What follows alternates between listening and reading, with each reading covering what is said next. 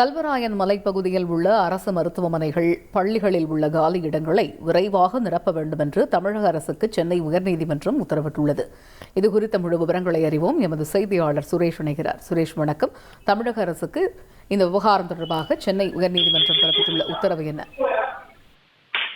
வணக்கம். கள்ளக்குறிச்சி விசச்சாராய மரண சம்பவத்தை அடுத்து கல்வராயன் மலைப்பகுதி மக்களுடைய சமூக பொருளாதார மேம்பாடு குறித்த சென்னை உயர்நீதிமன்றம் தாமாக முன் வந்து ஒரு வழக்கை விசாரணைக்கு எடுத்துக் கொண்டிருந்தது. இந்த வழக்கு நீதிபதிகள் எஸ்.எம். சுப்பிரமணியம் மற்றும் ஜோதிராமன் அடங்கிய அமர்வில் இன்றைக்கு மீண்டும் விசாரணைக்கு வந்தது. அப்போது தமிழக அரசு தரப்பில் இந்த கல்வராயன் மலைப்பகுதியில் இருக்கக்கூடிய அரசு மருத்துவமனைகள் மற்றும் பள்ளிகளுடைய நிலைகள் குறித்து மாவட்ட ஆட்சியர்கள், அதாவது கள்ளக்குறிச்சி மற்றும் சேலம் மாவட்ட ஆட்சியர்களுடைய அறிக்கையை வந்து அரசு தரப்பில் தாக்கல் செய்யப்பட்டது.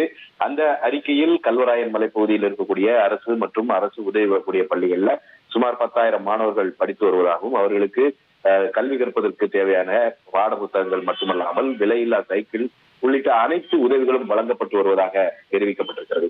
இந்த வழக்கில் நீதிமன்றத்திற்கு உதவுவதாக நியமிக்கப்பட்டிருந்த மூத்த வழக்கறிஞர் தமிழ்மணி, அரசு மருத்துவமனை மற்றும் பள்ளிகளில் மருத்துவ பணியாளர்கள் மற்றும் ஆசிரியர்கள் பணியிடங்கள் காலியாக இருப்பதாக சுட்டிக்காட்டினார்.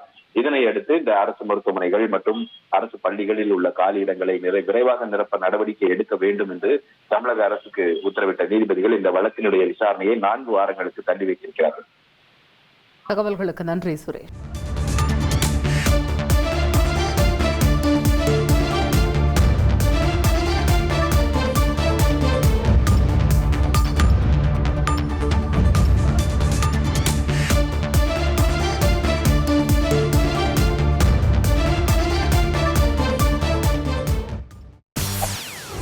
செய்திகளை உடனுக்குடன் தெரிந்து கொள்ள உடனே சப்ஸ்கிரைப் பண்ணுங்க.